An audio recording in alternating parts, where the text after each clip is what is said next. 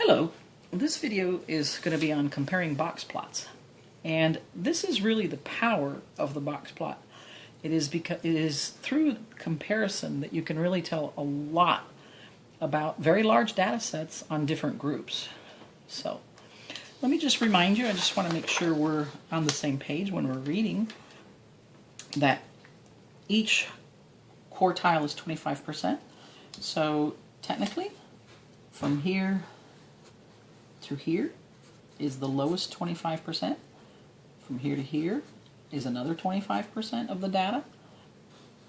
Here's another 25% of the data. And here's another 25% of the data. Okay. Of course, you can have all these different shapes. And again, from here to here, 25%. From here to here is 25%, and etc. Here to here is 25%. So this is really the whole reason we do box plots, is because you can easily and quickly see where each quartile is, where it runs from. It runs from whatever this value is to this value. And the middle box, the reason they call it a box plot, is you can see where the middle 50% of the data lie. And so that's the most typical values. You can see the end values. Now these whiskers go up to the values that are still within the fences, so they're not outliers. When you see something outside of these whiskers, that's an outlier, and that's not a typical value. Also notice that we don't put in the upper and lower fence. Those are guidelines for us to know when a value is not typical, but don't go ahead and plot those. So again, here to here, 25%. Here to here, 25%. Here to here, 25%.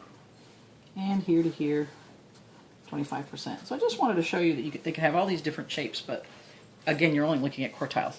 Also, I just want to point out that when you're looking at a box plot, you never know how many values there were in the data set. I have no idea whether there were 50 or 500 values.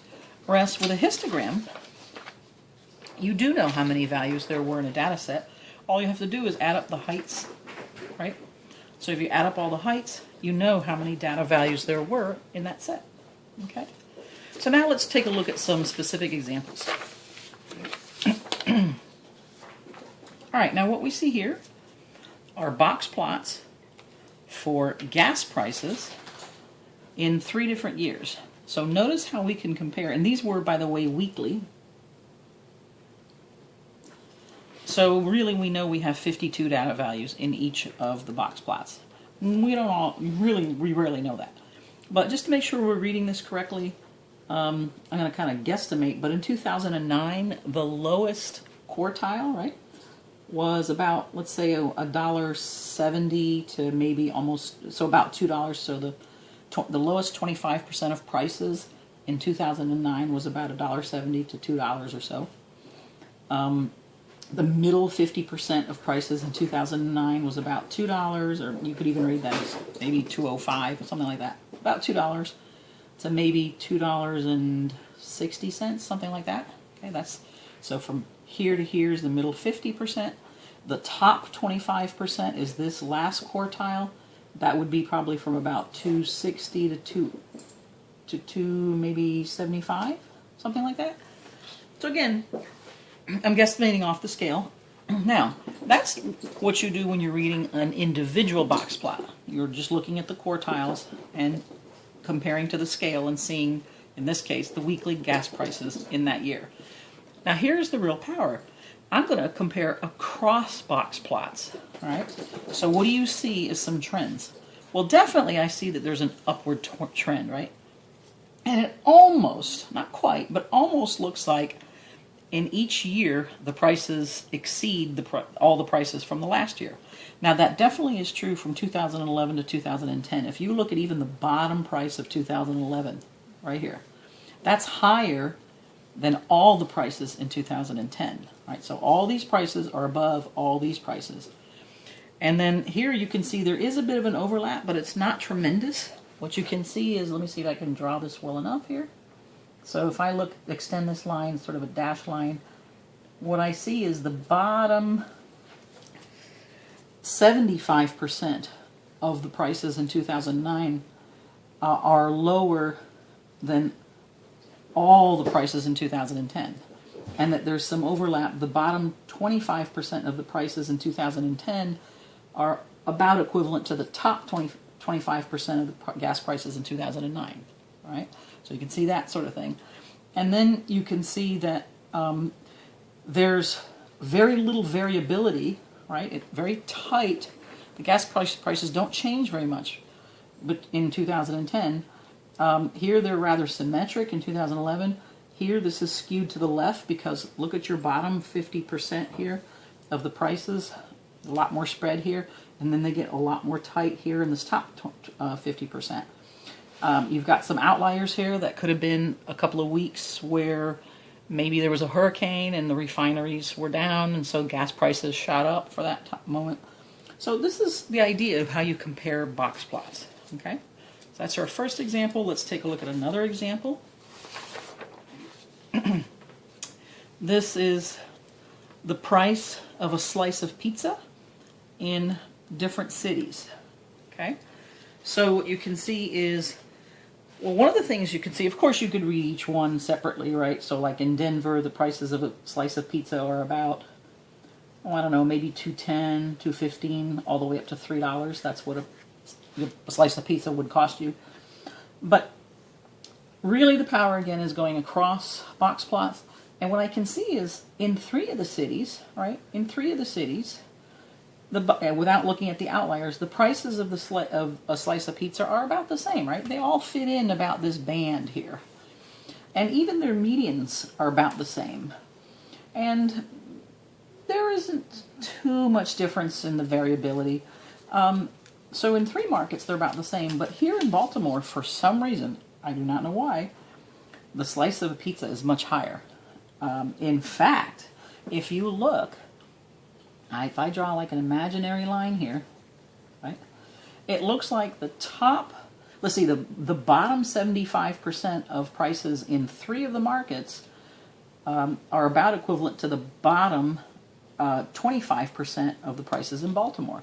So 75% of the prices in Baltimore exceed the bottom 75 of all the other 3 markets. So wow, that's quite a difference. Now you do have these outliers, and again, we don't know how many data values went into this set. So it does seem like quite a few outliers. So just a quick question: if you were quite poor and you were trying to get the best piece of pizza, you know, in terms of best value, like for the price, which one would you probably buy?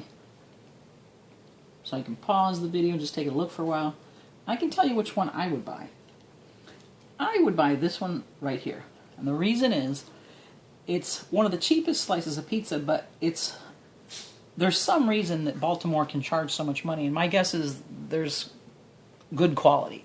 And it's not like they're going to change the ingredients when they're making the pizza down here on this end. They're going to use the same ingredients, so it's probably going to be very, very good at the lowest price. So probably the best value for the price. Let's take a look at another example. This is the first age of marriage in 1975. So that does make a very big difference. What you can see here is, first of all, men and women got married from 20 to about 27, okay, for both. But if you were to slide this down, you could see that they would almost lay on top of each other, and that's probably because these men were marrying these women. And you can see the correspondence, like this right here, the bottom 25% looks like it's from like 20 to maybe, I don't know, 20.25. I mean, it's really, really tight, which pretty much tells me that these women were really ready to get married as soon as possible. They didn't take any time at all to get married. They were running out the door to get married with these men. And then you can see that this kind of corresponds with that, and so on and so forth. But it looks like the top 50% for both of them is much more spread out, meaning they took a little longer to get married. Right? So they took from about 21 to 25. So they took about 4 years to get married, as opposed to, like, I don't know, a few months. So there's your comparison there.